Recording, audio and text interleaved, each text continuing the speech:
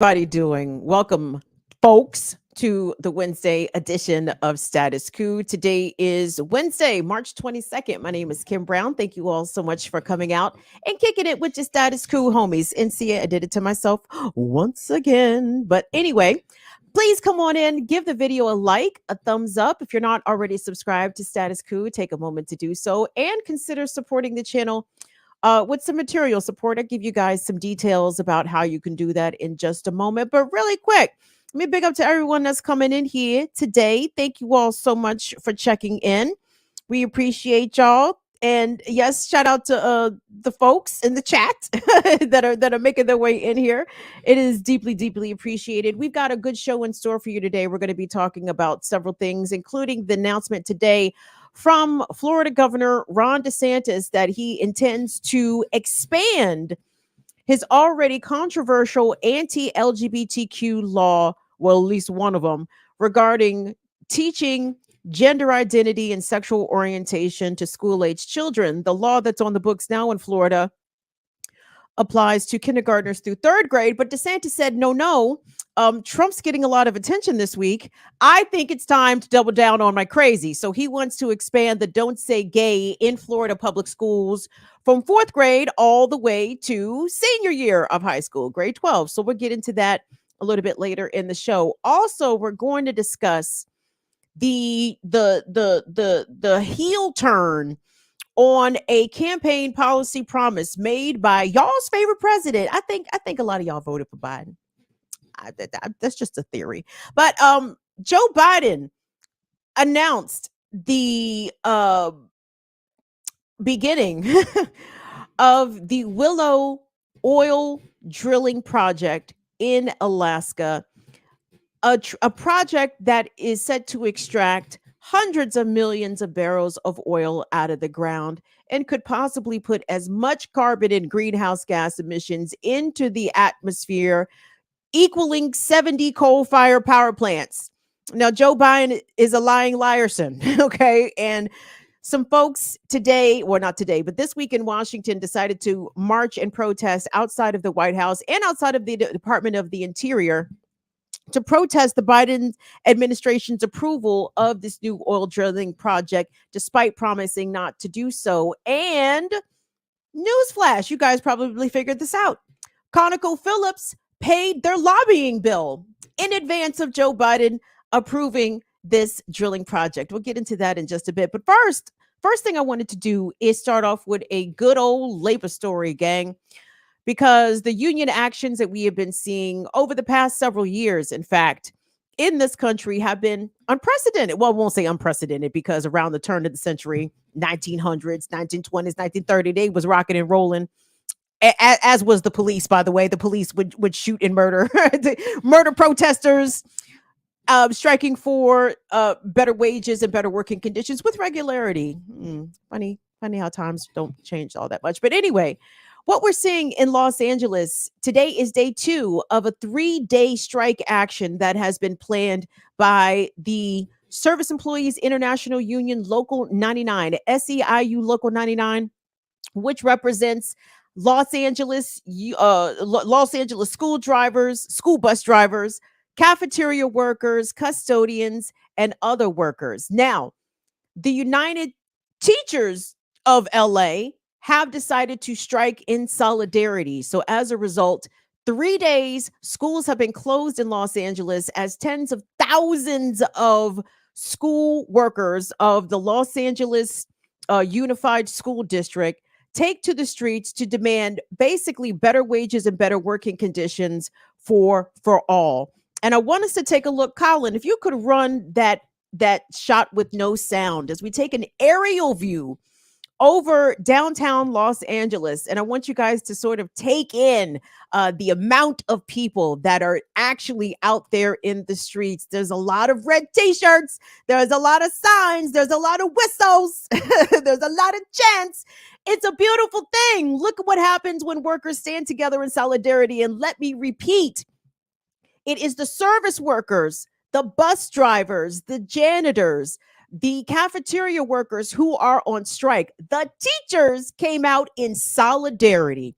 Power to the people. You love to see it. What a beautiful, beautiful sight. So I want us to get into some of the nuts and bolts as to why these teachers are striking, because what they are asking for is completely reasonable, as is the case when workers usually decide to take these actions to withhold their labor. They're usually not asking for a whole lot, and usually their employers are completely capable of meeting these demands, but intransients, obstinates, at the end of the day, capitalism always stands in the way of managers acquiescing and the bosses acquiescing to what the demands of the workers are. But I do want us to hear from some of those who have been walking the streets, who have been on the picket lines, those from SEIU and others. Like I said, the teachers have joined in solidarity. So the clips that we're about to see here come from SEIU 99,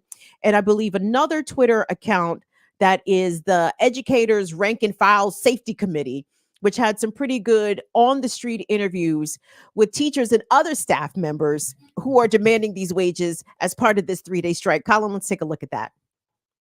We are the union, the mighty, mighty union, the mighty, mighty union, fighting for fair wages, fighting for fair wages, fighting for our contracts, fighting for our contracts, fighting for our students, fighting for our students, fighting for respect. Hi, I'm Mario Chavez. I've been with the district 28 years, 24 years here at this school. I'm a Spanish teacher. And basically the strike is for Local 99, and UTLA has joined them to support them because the means they're working on and their wages are very low, and they need our support. Okay. And we got to just give a message, Carvalho, we're serious. Yeah. Basically, it's a lie that there isn't money. They have a 4.9 billion, not million, billion in reserves, and we don't know where that money is going to. And we basically want to improve the education for our kids, our future kids. So the money is there. It's just simply, my opinion, Carvalho just wants to prove a statement that he has power. Yeah. Bottom line, like minimize class size, also more services for students with special needs, and obviously salary. I think a salary would be a good motivation for us to teach, making us want to teach and not set aside have a second job like myself. I have a second job myself. Teachers in the classroom, less students in the classroom. Yeah, we want fair wages for all of us. Fair wages for all the people that take your children to school on the buses, the people that feed your children in school, the supervision aides that take care of your children at the school, the special education assistants that also help the teachers in the classrooms, the ladies in the offices, the parent representatives. There's a lot of people that are underpaid. We want better pay and more support in the classrooms, in the schools. That's why we're out here fighting. Is, administrators. Our superintendent alone makes more than the president of the United States. Yeah, I love to see some of those scenes. I just imagined I was in my car honking in solidarity. Great energy coming from the streets of Los Angeles despite the rain.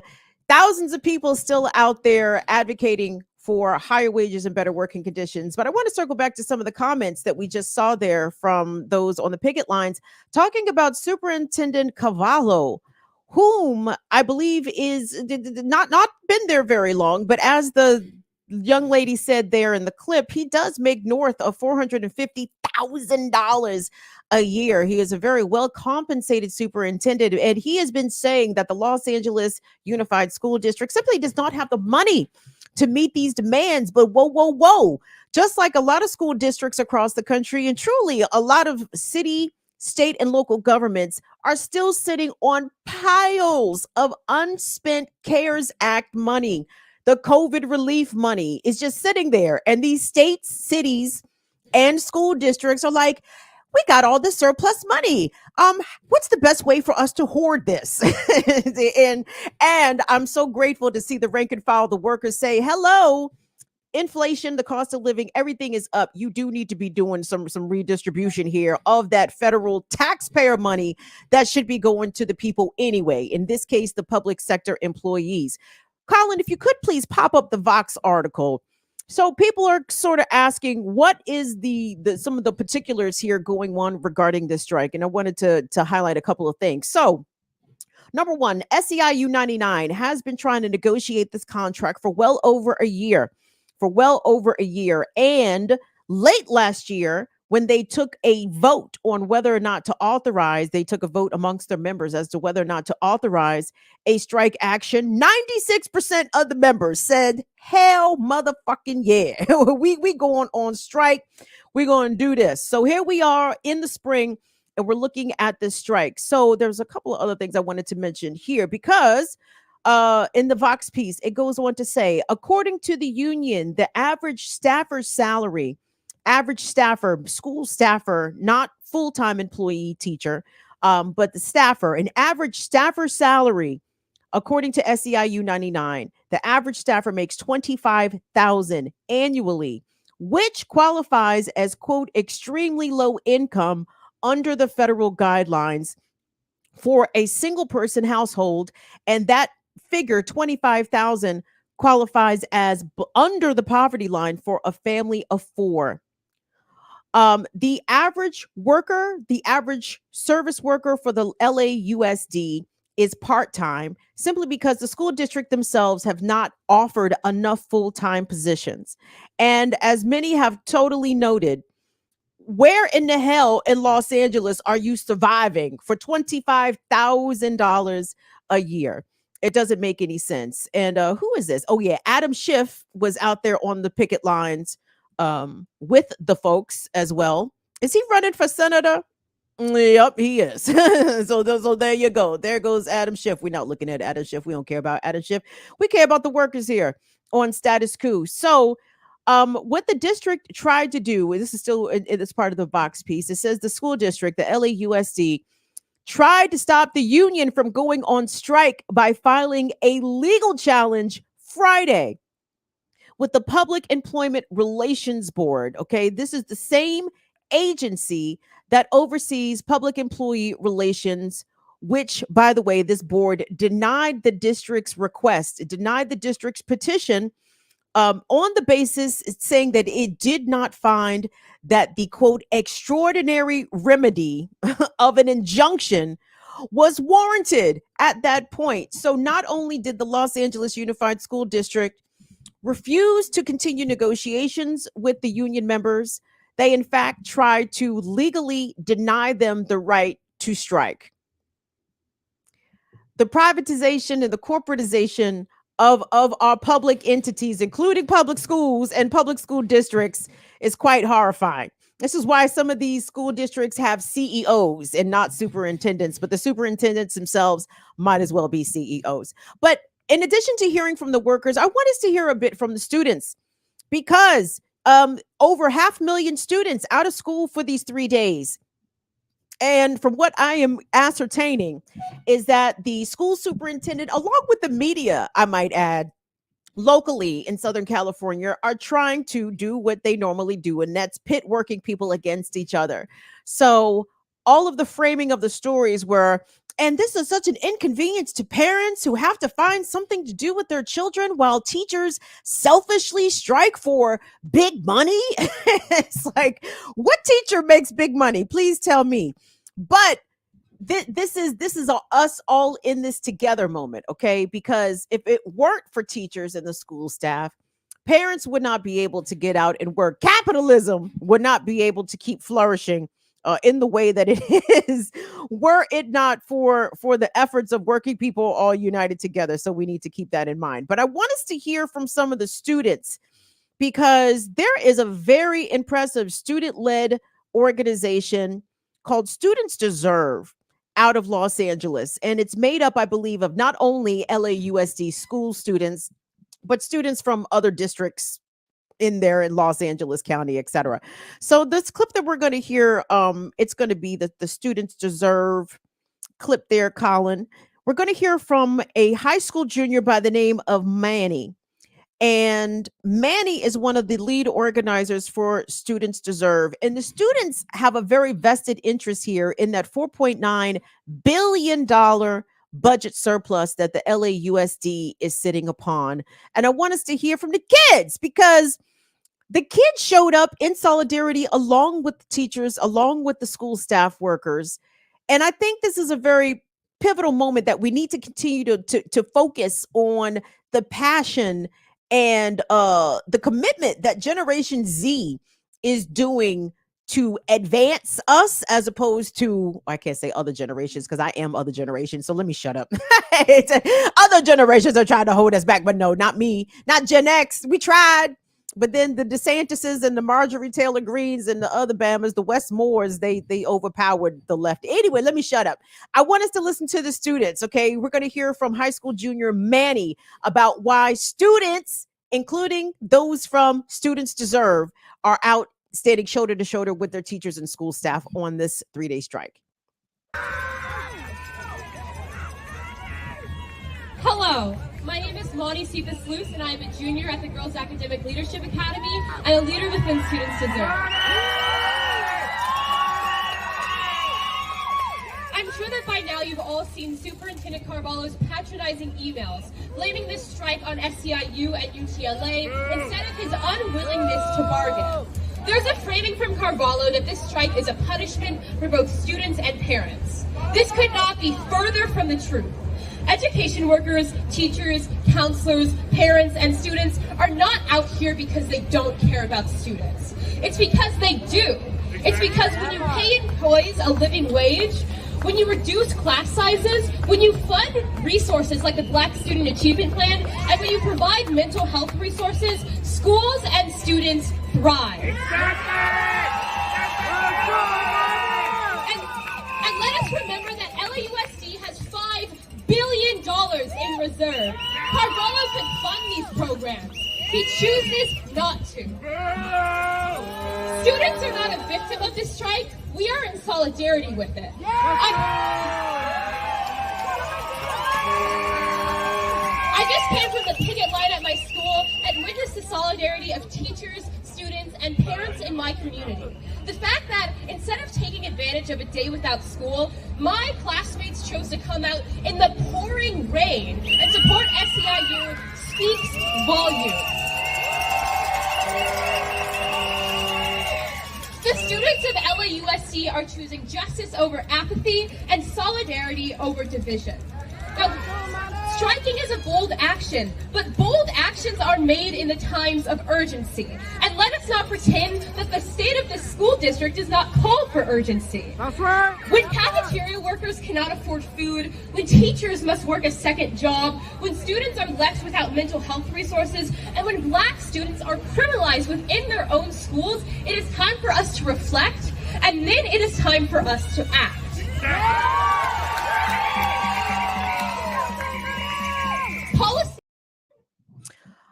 So yeah, one of the activists and organizers from the youth-led group Students Deserve, speaking there as part of the 3-day actions being brought by school staff of the LAUSD, along with the teachers who are also striking in solidarity. Guys, let me say this.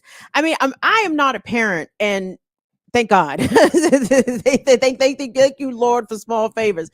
But I have to say, you know, speaking to my friends who have children that are ranging from age from elementary all the way up to high school, like the status of U.S. public schools really across the country is a bit in dire straits, right? And we have to keep in mind that were it not for teachers, the economy, dare I say, would have never gotten back on track. See, to me, public educators, like railroad workers, very much so, and a lot of other public in other industries, if one of those industries decides to do a massive all-out strike, not just in the nation's second largest city in Los Angeles, but imagine if all the teachers across the country decided to go on strike, if all the rail workers decided to go on strike, capitalism would immediately be brought to its knees. Okay, this country does not function without public school teachers occupying the minds and eyes of your children so capitalism can exploit the labor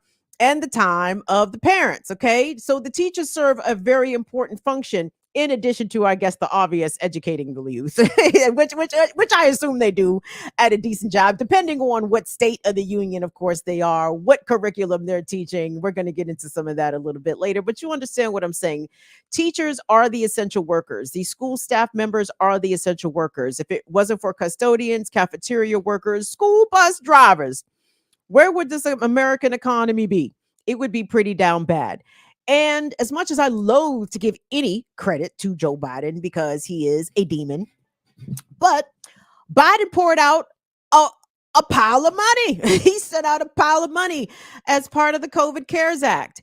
And the hoarding that we're seeing from city states, and in this case, the Los Angeles Unified School District, to hoard $5 billion and to allow your staff members to go without and try to survive, try to eke out a living and a livelihood on as low as $25,000 a year in a city expensive as Los Angeles is unconscionable, and it's absolutely inhumane. So I want us to be aware that, number one, guys, this is a very huge strike. This is 30,000 plus in the streets for 3 days, shutting down schools for 3 entire days in Los Angeles. So as much pressure as we can put on the superintendent of schools, Mr. Cavallo, who does not sound like a very pleasant person. he sounds like a bit of a dick.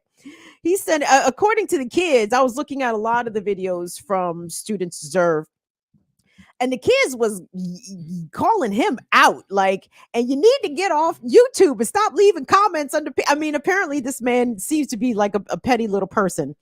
So that's interesting that they were doing that. Hey, what's going on, Philip? Thank you so much for your super chat, Philip Blair. Philip sends us a super chat, and Philip says, Finland outlawed private schools. I did not know that. Their public schools are the best on earth now. Well, and Philip, what is America doing? America is indeed not outlawing private schools. America is trying to expand private schools because, you know, capitalism run things in America. Everything can be monetized. Everything has profits that can be maximized, including public school education. So for the LAUSD to sit on $5 billion in unspent money while people are not able to pay their bills and have adequate conditions. And let me also say this. I saw a lot of videos from parents who were complaining about the size of classrooms, particularly students who have special needs. One mother has an autistic child who was previously in a class of 8. And this past school year, the child was put into a class of 16. And the mother said that the child regressed. Okay. So this is, in addition, not just about workers. This is about students as well. This is about quality of education. And if you fail to properly educate the youth, basically you're setting them up for opportunities that may not materialize. But I see a lot of this, I do believe, is intentional. They do not want to properly educate and train certain groups of students because, you know, they need a permanent underclass. They need a subservient class. They need a service worker class, right? They need those kinds of folks. And they don't want people from certain neighborhoods, certain demographics to expect or even become more highly educated, because then your expectations rise, your demands rise, your value rises. They don't want that because, you know, paying Black and brown people, that's not how America got rich, baby. Let's be clear. America did not become the wealthiest nation on earth by paying Black and brown folks proper wages. No. That's not how chattel slavery worked at all.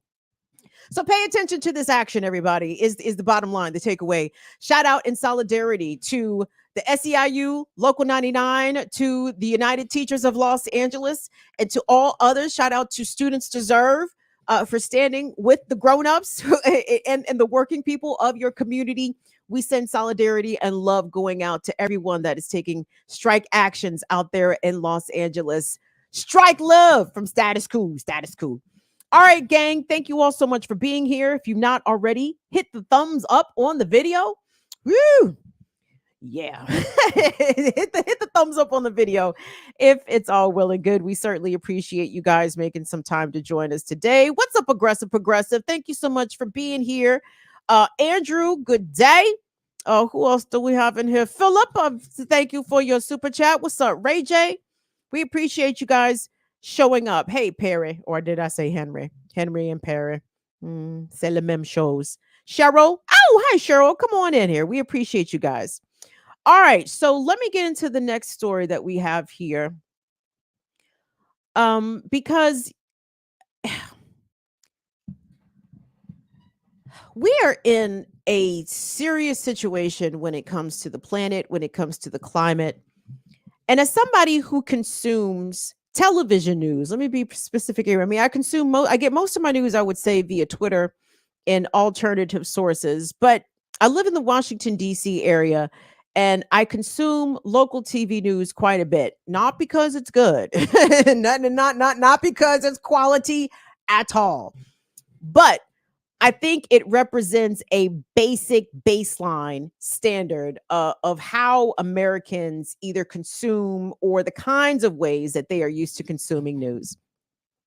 And when the report came out this week, released by the United Nations Intergovernmental Agency on Climate Change, that said that if we don't hit the brakes on greenhouse gases, like seriously, in the next couple to few years, shit is going to really hit the fan. The local news show that I watch in the mornings gave it 10 whole seconds. They mentioned it, and that's all they did. they said it, and then they kept it fucking pushing. Okay. And then it's watching the New York City courthouse to see whether or not forever President Donald Trump will be arrested and fingerprinted and handcuffed and booked and mugshots. I'm like, oh, that got 30 minutes, but the planet's about to stop existing as we've known it. Oh, that got 10 whole seconds. I feel like I'm constantly watching Don't Look Up when it comes to stories about the climate, because the climate challenges and the pending cataclysmic catastrophes that we have already started to see are going to continue to exasperate and get worse. I think Zaina covered this yesterday. She covered this report, this UN report, saying basically the shit's about to hit the fan. the shit is about to hit the fan. The scientists say that if we do not make sure that we don't exceed that 1.5 degrees Celsius barometer that they have set for us based off of the Earth's pre-industrialization temperatures, if we can keep the Earth's global temperature from raising over that 1.5 degrees Celsius mark, we might not be super fucked, but we are definitely fucked if we let it get above that. And the scientists say, oh, it's looking like definitely fucked out here. And what does Joe Biden say? Well, President Biden said, oh, the planet, the environment, the greenhouse gas situation, it all looks bad. Oh, well, let me fuck it up worse. Colin, pop up that Guardian piece if you could for me, please. This is some late last week breaking news, even though it didn't really break all that much in mainstream outlets. I think they mentioned it, but they didn't talk about the consequences. Here we are with the Guardian. Biden approves controversial willow oil drilling project in Alaska. Okay, the environmentalists are losing their shit. I'm sorry, that's not what it says. It says environmentalists and some Alaskan Native communities had opposed the plan over climate, wildlife, and and food shortages fears. Yes. What is the food shortage? Well, as you all know, the Arctic ice not doing so well, which is fucking up like the apex predator up there, the polar bears. And you know what happens when the apex predator has problems? Everyone else subsequent down on the food chain, shit starts to go higgy hagger. The Biden administration has approved this controversial $8 billion drilling project on Alaska's North Slope, which has drawn fierce opposition from environmentalists and even some Alaska Native Americans, some Alaska Native communities, who say that this whole project is going to speed up the climate breakdown and undermine food security. Because these Native Alaskan communities, which have obviously been there for tens of thousands of years, rely on predictable migrations of caribou, of different wildlife, and this implementation of this drilling project is going to disrupt a lot of that. But when have colonizers ever gave a fuck about that? They're not about to start. Not in 2023. Oh, I'm sorry. The native people, indigenous to a certain place where, oil is underneath, have complaints and very legitimate concerns about their way of life going forward. Show me the colonizer that has ever gave a fuck about that. Put Joe Biden right in that category. He don't give a goddamn. Neither does ConocoPhillips. ConocoPhillips, by the way, the evil villain, another of the evil villains behind this particular project. And if you could for me there, Colin, pop up the open secrets piece, because actually hold up on that, Colin. Run that clip of Joe Biden lying his ass off at the damn 2020 debates when Jake Tapper says, "Oh, we're going to give Vice President Biden here an opportunity to lie his ass off to everybody," when asking about the Biden administration, or at that time, a would-be Biden administration's plan to help address the crisis of the climate and all the giveaways that the federal government does for the oil and gas industries. Let's take a look at this clip. I just want to give him a chance to respond, and then we can come back. Let's stay on. We're staying on this issue. Number one, no more subsidies for fossil fuel industry. No more drilling on federal lands. No more drilling, including offshore. No ability for the oil industry to continue to drill. Period. Ends. Colin, play that again.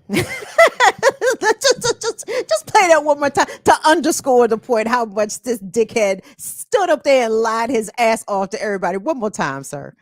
I just want to give him a chance to respond, and then we can come back. Let's stay on. We're staying on this issue. Number one, no more subsidies for fossil fuel industry. No more drilling on federal lands. No more drilling, including offshore.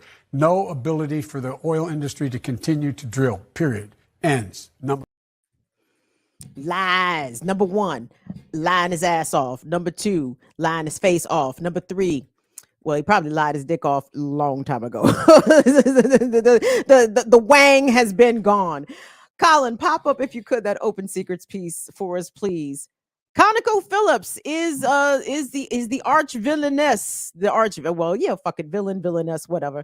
The arch villain behind this entire project, ConocoPhillips. ConocoPhillips, coincidentally, according to Open Secrets, increased its lobbying spending in 2022 ahead of Biden's approved oil project. I want to get into a little bit of the nuts and bolts of this, because isn't that funny how those things just kind of coincidentally line up?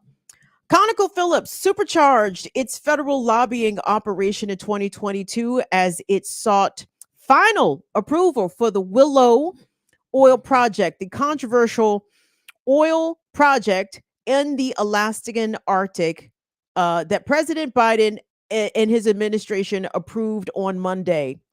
ConocoPhillips spent $8.7 million on federal lobbying last year, a nearly twofold increase compared to what it spent in 2021. And most of the multinational oil companies spent on lobbying in more than a decade. So the money that ConocoPhillips spent on lobbying the federal government in 2022 was twice as much as it spent in 2021. Did I say 2021? Was twice as much as it spent in 2021.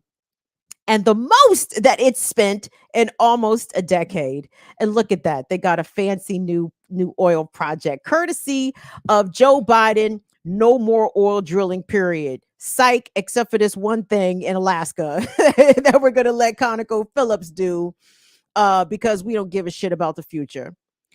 Okay, so issues, what does it say? Let me read this last thing. And so it says issues lobbied from approximately from taxation to oil and gas regulation writ large, and disclosures filed by the Texas-based company mention lobbying the federal government for authorization to build the Willow project. So hold on.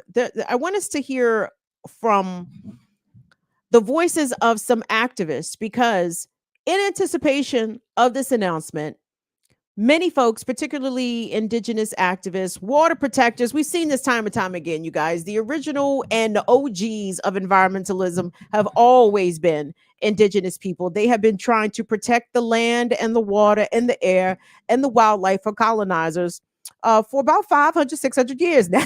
and the fight continues, as you all see. So I want us to take a listen and just a quick peek at some of what was said at some gatherings in Washington this week, both at the White House and in front of the Department of the Interior, protesting the Biden administration's approval of this oil pipeline project. Most importantly, I mean, Joe Biden sat up there and told a story. He sat there and lied to everybody. So let's hear from some of the voices of those who spoke in Washington denouncing this project. Gas pipeline, 303 miles long, 42 inches in diameter. It has not been built. It is segmented all along the route. They have 400 plus river and stream crossings to remain. That's local water sources that are put at risk, and we will continue fighting that to stop that.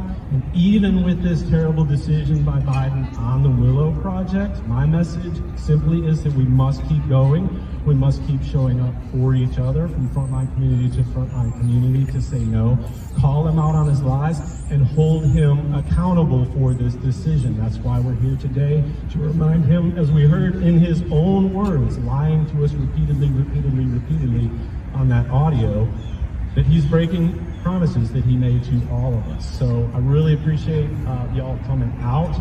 Let's keep growing this movement. Let's keep showing up for each other. And let's hold President Biden accountable for these lies. Thank you very much.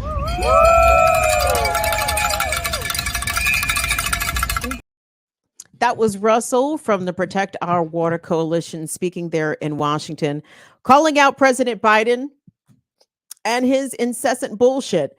Joe Biden and the Democrats writ large claim and position themselves to be defenders of the climate, defenders of the environment, those that actually care about climate change. Why else would Joe Biden want to install 500,000 electric car charging stations across the country in the next 10 or 20 years? But here's the problem.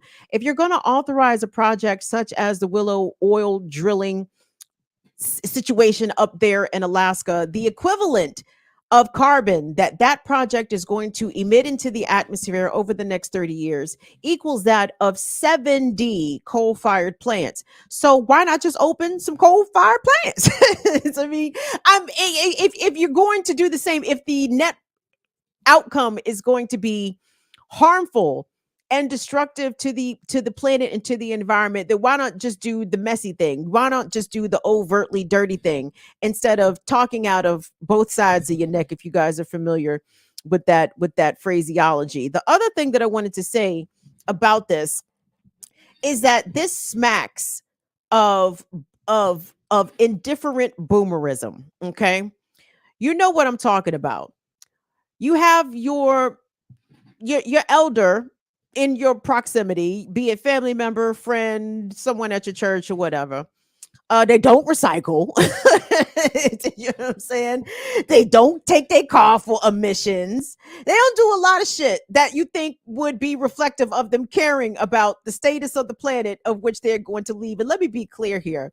No matter how much individual actions people take, it will never equal the amount of harm done to the planet by capitalism, by industrialization. I know that. So I know that the smallish individualistic steps that we think that we're doing to protect the planet may not actually be doing anything. But to me, God damn it, it's the thought that counts, right? So you got these boomers who are indifferent, just throwing batteries and shit away in the trash, throwing away LED light bulbs, not giving a fuck, right? And this action taken by Joe Biden to me really speaks to that. According to the United Nations report, we are going to start to see irrevocable, cataclysmic climate catastrophes start to happen within the next 10 years if we don't, in fact, halve, halve, if we don't halve the amount of greenhouse gas emissions that we're putting into the atmosphere, if we don't cut that shit in half, within the next 10 years, this shit is going to get really real. Now, let me ask you guys a question. Everybody has seen Joe Biden, right? We've seen him recently. You think Joe Biden's got 10 more years in him? Seriously. The answer is no. The answer is nay. No, he does not have 10 more years in him. And he knows it. So he knows that the worst effects that are going to be impacting you and me and your kids and maybe your grandkids, depending on who's watching here, Joe Biden don't give a shit about none of that. Joe Biden got his ConocoPhillips money. Somebody got the ConocoPhillips money, and the ConocoPhillips money walks and bullshit talks, okay? And that to me is one of the shameful things about this capitalistic system. And these are things that we need to seriously ask and assess for ourselves. Like, how much are we just going to go for this? Is this what's really good in the hood and in the burbs and on the farm? Is this what's really good? We're just going to allow something that we know is going to have a detrimental and irreversible effect on the quality of life for all on the planet by doing this oil drilling project that is not necessary, that is not needed. I saw one indigenous elder from Alaska say, and they were talking about the jobs that, of course, Democrats and capitalists always like to brag about, but it's going to bring jobs. It's going to bring jobs. The indigenous elder says it is going to bring jobs, but chances are it's going to be outsiders getting those jobs. It's not going to be people indigenous or native to that land or to the area where this oil drilling project is going to begin. It's not going to be those people getting the jobs. And what about the harmful effects on the residents? The indigenous elder also went on to say, you know, carbon and pollution are carcinogens. They cause cancer. You know what doesn't cause cancer? Renewable energy, solar power, wind power. No, you know what I mean? Like, we have energy alternatives that are just not being invested in. The capitalists are determined to extract every single drop of oil out of the ground. The rest of our actual lives be damned about it. And Joe Biden is complicit. Democrats are complicit. They've been complicit. Obama was complicit by pushing fracking. This is part and parcel for what the Democrats do. So the next time some liberal, one of your liberal friends, tries to tell you, oh my God, the Democrats care, they want to invest in green energy, remind them about this shit. Ask them if they know about the Willow Oil project in Alaska that Joe Biden just authorized in the face of new data from the climate scientists that say that we are on a crash course to disaster and to ruin, not 100 years from now, not 20 years from now, 10 years from now. How old are you going to be in 10 years? Can you swim? Keep yourself in shape, because you may have to swim or you may have to do something else crazy in order to simply survive what Earth is going to be like, unless some serious drastic measures are taken. But of course, we know that industrialized countries and capitalism countries are not going to cut their greenhouse emissions in half. It's almost a laughable thought and or statement, but you better laugh because you will be crying, because we are effed in the A, baby, and not in the fun way. Hey guys, let me take a quick break here. So if you haven't already, given the video a thumbs up. Oh, okay, we creeping on up. A few of y'all have trickled in here. Now watch, as soon as I say that, everybody go leave.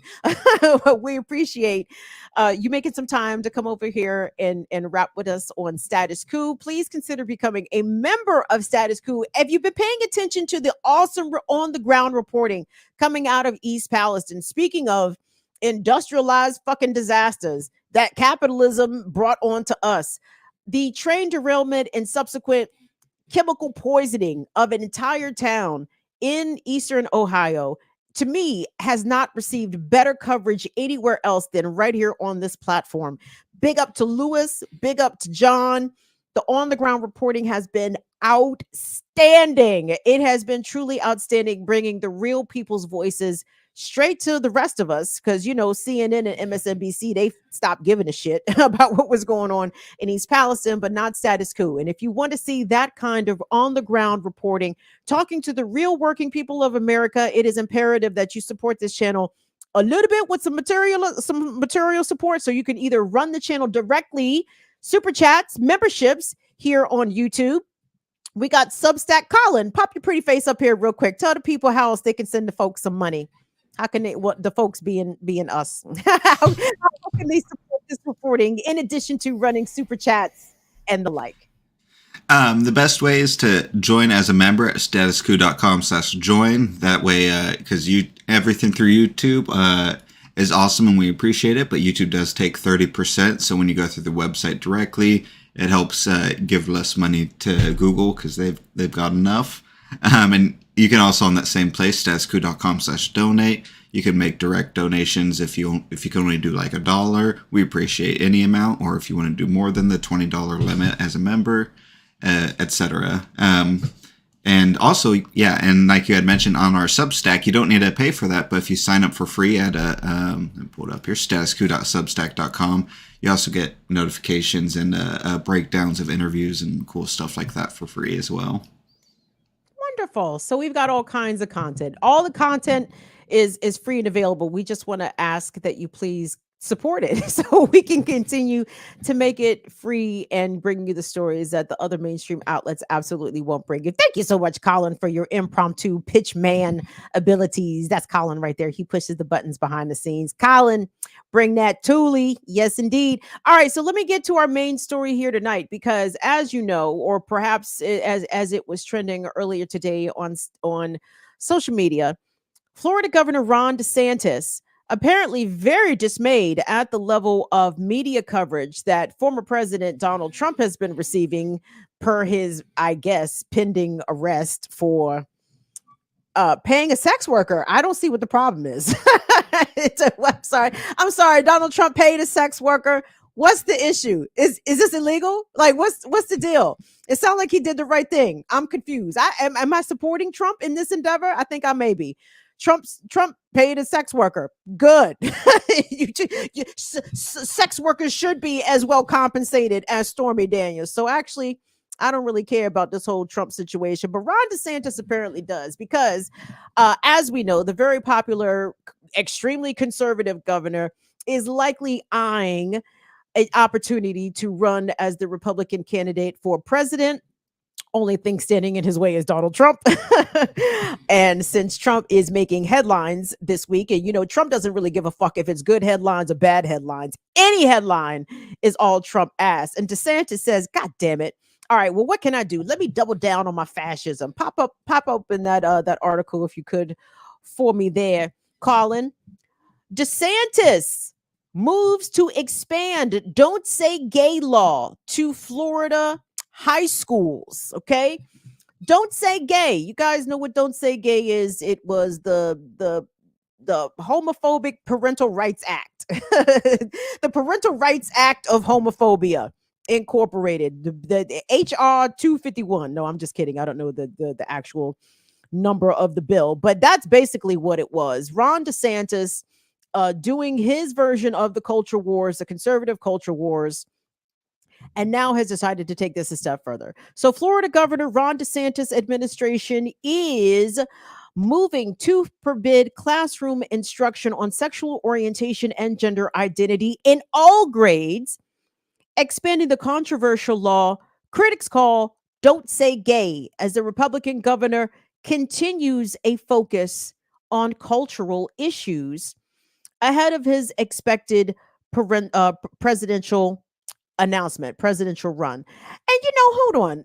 This is an NBC News piece that I'm looking at here. I really take umbrage with the framing of cultural issues. The Florida Republican governor continues a focus on cultural issues. I mean, is homophobia a cultural issue? Is transphobia a cultural issue? I mean, to me, these sound like ideologies. These sound like modes of discrimination that Ron DeSantis agrees with. So I don't know about cultural issues there, NBC News.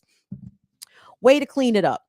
The article continues. It says the proposal, which would require, pardon me, let me start that over. The proposal, which would not require legislative approval, is scheduled for a vote next month before the State Board of Education, and has been put forth by State Education Department, both of whom are led by Republicans Yes, I'm sorry, led by appointees of the Republican governor.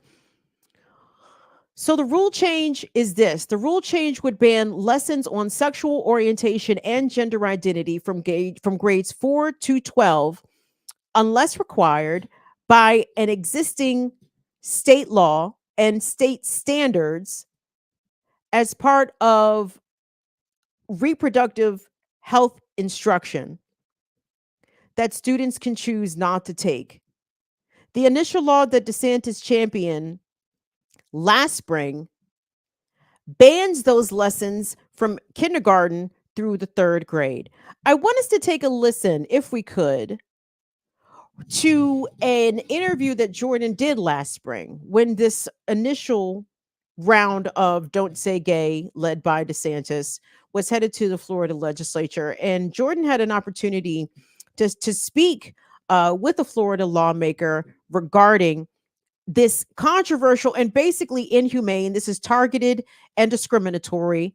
And truly, I think that more of us on the left need to be more freaked out about these anti-trans bills because they are targeting a marginalized, vulnerable group of people.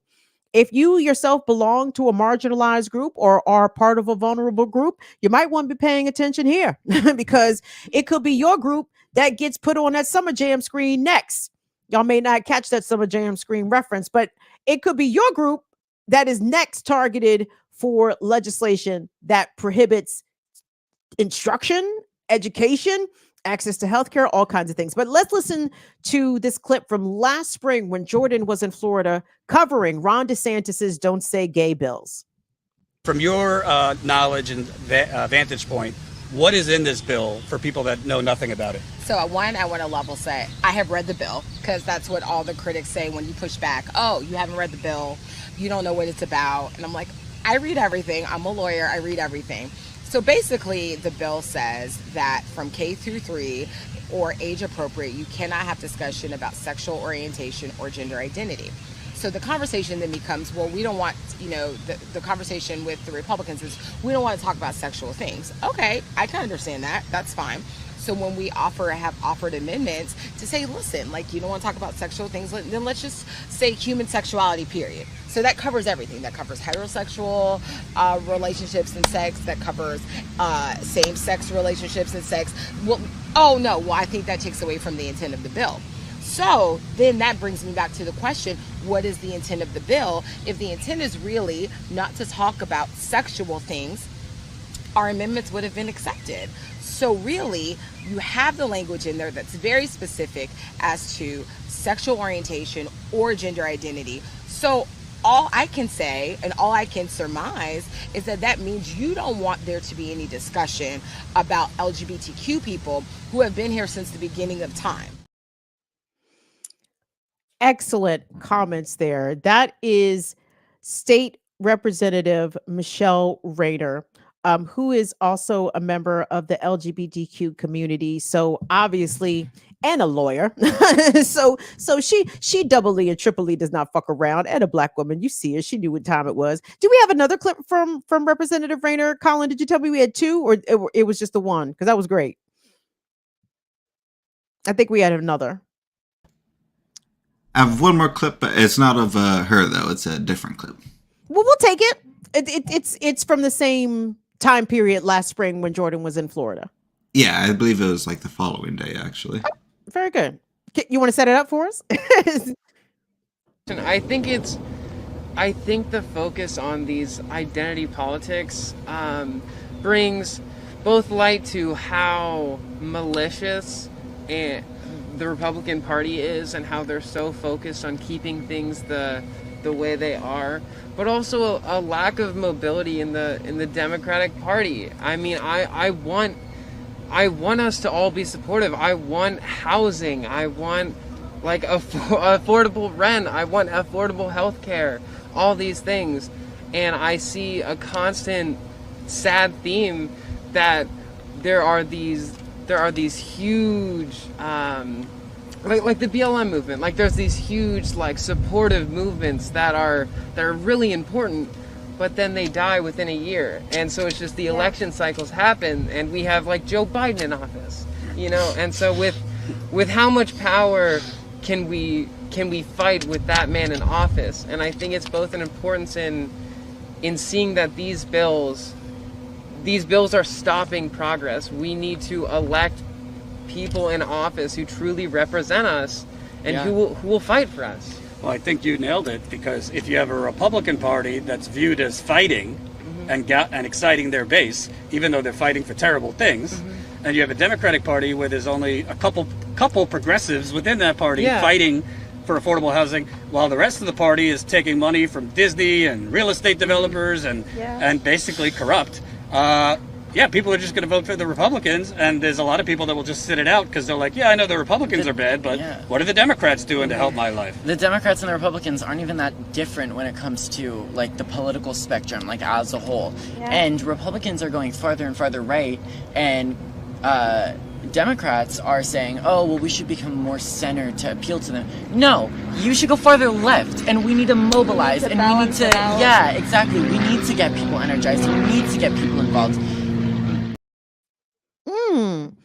Excellent discussion there. Jordan Cheriton speaking with a group of LGBTQ plus youth from Florida last spring, while the initial round of the Don't Say Gay bills were making its way through the legislature to the eventual approval of the governor. So let me say this. So number one, what DeSantis is doing is an attention ploy, but it's an attention ploy that has actual impact, real life impacts on people's lives.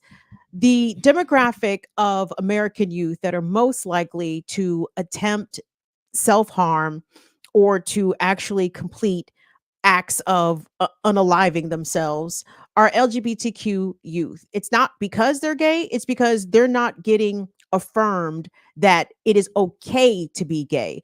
For our trans children, they take their lives at increased rates because of intolerance, because of inaccessibility to the kind of affirming care that they require, not just hormones and such, but mental health care that they require, that lawmakers like Ron DeSantis are trying to take away from literal children. And this obsession with sexual identity and basically genitals.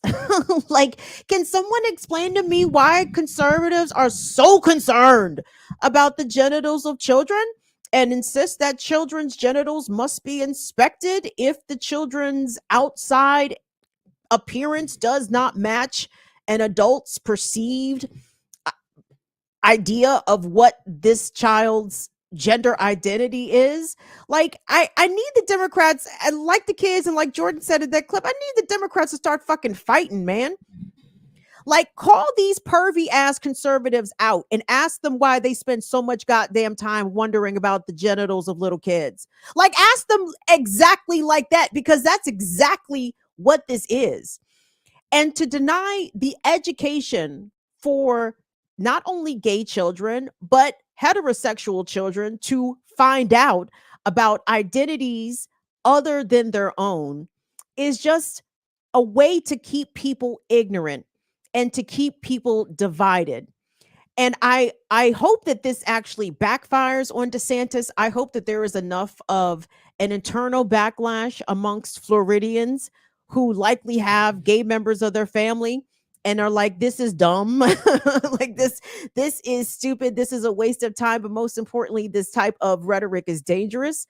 What Ron DeSantis did was to help to start a trend across the country, of anti-LGBTQ and anti-specific trans laws, basically targeted at kids to prevent trans kids from participating in sports, to prevent trans kids from going to the water park. I mean, just the most outrageous things and the meanest things that adults could do to little kids, to children who are basically defenseless against this system. This is what Ron DeSantis wants to do, and this is what he is doing. And there are all kinds of DeSantis wannabes across the country. Now, am I rooting for Trump because Trump supports sex workers? Maybe. Maybe I am. Maybe in this DeSantis versus Trump kerfuffle, I'm going for Trump because Trump at least supports sex workers. And maybe, and truthfully, You guys know this. Trump is a New Yorker. Trump don't give a shit about gay anything. Trump been kicking it with the gays since he was a young man. You know what I'm saying? Like, Trump is not culturally or his personal moral compass, whatever that may be, but you know he's not invested in the morality of gay and straight. Trump doesn't give a shit. So truly, we might need to be pulling for Trump, not to win the whole thing, but to at least defeat DeSantis. But at the same time, keep in mind that the scary part of laws, of lawmakers, of an executive of a state making deliberate, intentional efforts to draw up policy to target marginalized groups of people, again, should have us shitting our pants, each and every single one of us, regardless of what people's opinions are about sexual orientation and gender identity, because but for the grace of God go I. Let them start writing bills about mouthy Black women. I'm in trouble. I'm in big trouble. I'm gonna be on the run, eating. But you get my point though, right? If you're disabled, if you come from a non-white background, if you are non-Christian, I mean, the ways in which Americans have been compartmentalized over the entire history of this country and have had laws specifically targeting them, please don't think that shit won't happen again. It's happening right now. And despite the fact that it's happening to a group that you may not be a part of, it could easily happen again in the future to your group. So it's imperative that we stand up and protect this group, protect trans people, protect gay people, because it could be your number getting called next. So we have to stand firm, vociferously, vehemently, and forcefully against this type of targeted, bigoted discrimination, because it in fact costs kids their lives. When kids do not feel seen, when they do not feel heard, most importantly, when they cannot get the kind of health care that they need to affirm who they are on the inside, they end up taking their lives. And truthfully, the cruelty must be the point, because I can't see any other reason for all of these different states to be taking the same and or similar actions against a vulnerable group like this, unless they seriously just want them to die. I do not want trans people to die. I want trans people to live their best lives. I want gay kids to live their best lives. We have to say, fuck this homophobia and fuck this transphobia and fuck the Democrats if they don't stand up more strongly and forcefully against this type of targeted discrimination. Gang, that is my time. So I want to thank, let me go to the chat. Oh, the computer died. God damn it, the computer went to sleep. Hold on. Let me see. Did anybody else come in here? I hope y'all did. It was looking a little light in here earlier. I said, oh no, let me not fuck this up. But I just want to thank you guys for coming through, stopping through, and hanging out with Status Coup. Again, please give the video a like, a thumbs up, a share on your way out the door. If you wouldn't mind, if you're not already subscribed to the channel, please take a moment to do so. Big up to Andrew. Big up to Devastation. Oh, Vesper. Hi, Vesper. Thank you so much, Vesper, for coming through. What's up, Steve? What's up, Aggressive Progressive? I appreciate you guys making some time. Joanne, what's up? What's up, baby boys and girls and baby non-binaries? I love to see y'all. Thank you so much, Jasmine and Janine and Kevin. I'm just about to start saying random names. Quito, Tito, Michael, Jermaine, Marlon, Justin, Lance, JC, everybody. Thank you all so much for checking us out on Status Coup. Please check out and subscribe and get your notifications set to get apprised of all the new postings here from Status Coup. And of course, don't forget, this is your home for finding out the latest of what's going on in East Palestine, Ohio, as we continue to monitor that situation out there. So thank you so much to Jordan and Colin. I'm Kim Brown. Go over to my channel, Burn It Down with Kim Brown. I'm telling you, if DeSantis makes a law against mouthy Black women, I am in deep shit. deep shit. Burn It Down with Kim Brown every Tuesday and Friday, 7 p.m. Eastern. Please follow me around the internet at BIDWKB, and most importantly, subscribe to the channel on YouTube. Thank you all so much for your time. I certainly appreciate it. See you later. Bye-bye.